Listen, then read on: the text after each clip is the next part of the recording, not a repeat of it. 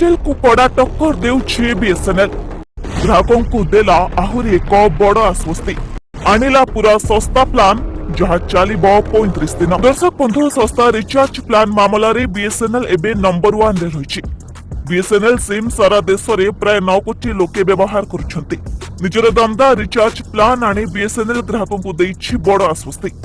जेबेठू जियो, Airtel और Vodafone निज plans महंगा करिसंती, सेबेठू बीएसएनएल प्रति यूजर करो इच्छा बढ़ुथबा देखा जायछि। ग्राहकों करो फायदा पाई कंपनी एबे लिस्ट रे अनेक दमदार प्लान्स ऐड करिछि। निज पोर्टफोलियो रे अनेक सस्ता और महंगा रिचार्ज प्लान्स ऐड करिछि बीएसएनएल, जहा द्वारा सब ग्राहकों करो आवश्यकता पूर्ण होई परिबो।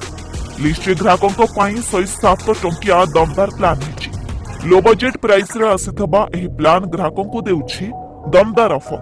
ताले चलंतु से प्लान विषय जानिबा। जदि कहिबा बीएसएनएल रो एही 107 टंकिया प्लान से यूजर को पाई सबठु लाभदायक, जो मानको अधिक इंटरनेट डाटा आवश्यकता पड़ेनी। लिस्ट रे थिबा सब सस्ता प्लान सु एहा हैला कोटिए।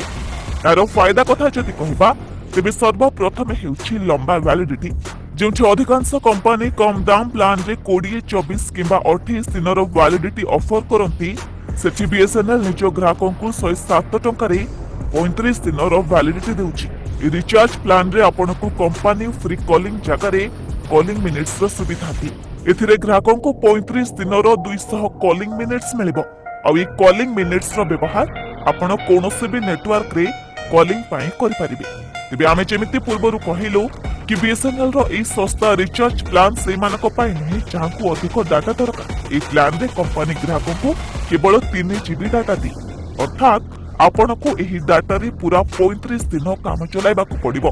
तेबे आपनको आमे कहि रखिबो कि बीएसएनएल पाखरे ग्राहकों को पाई 108 टंकिया प्लान भी रहिछि। जदि आपनको अधिक इंटरनेट डाटा दरकार तेबे आपण ए प्लान नै पारंती। एथिरे आपनको केवल 28 दिन रो वैलिडिटी मिलिबो। खाली एतिकि नहे, ए प्लान रे आपण डेली 1 जीबी डाटा भी पाई परिबे।